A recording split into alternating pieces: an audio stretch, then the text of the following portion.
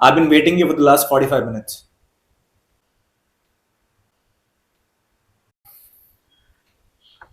This is a disaster.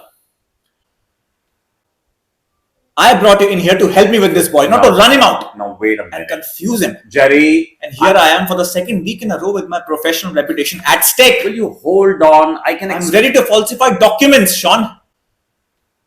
Just because you have given him license to walk away from this. I know why I am here and I know what I'm doing. Look, Sean, I don't care if you have a rapper with the boy. I don't care if you change a few laughs, even at my expense. But don't you dare undermine what I'm trying to do here. Undermine? He has got a gift. And with that gift comes responsibility.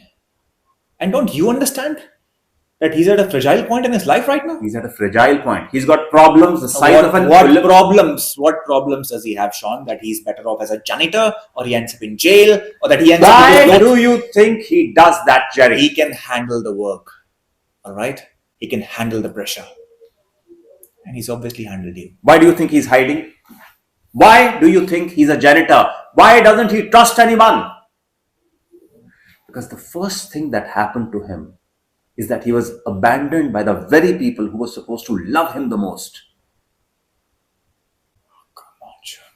Why do you think he hangs out with those kids?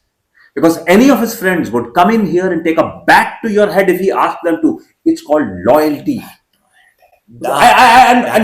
Listen, who do you think he's got handled?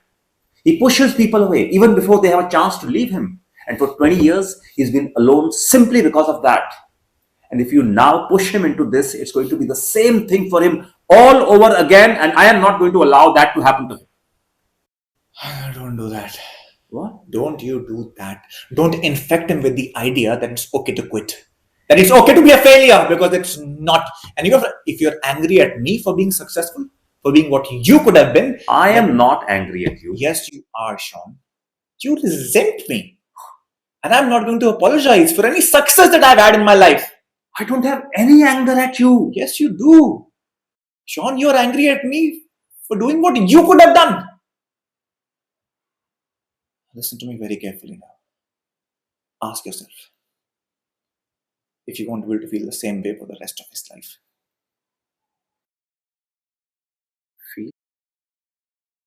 Feel like a failure.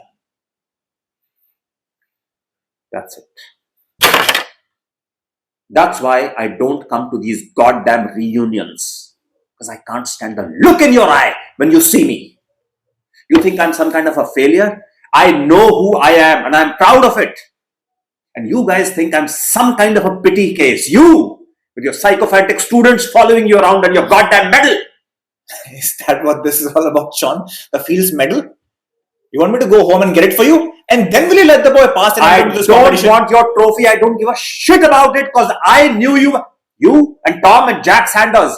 I knew you when you were homesick and pimply faced and didn't know which side of the bed to piss on. Yes, you're right.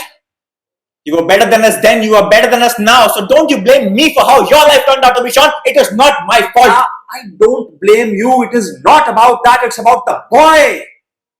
Because he's a good kid.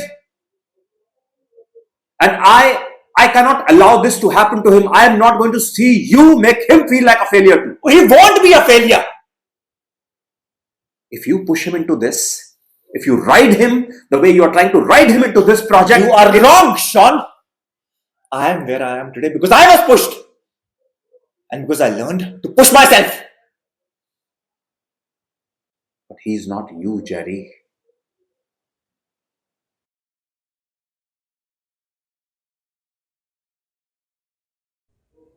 I can come in later if required.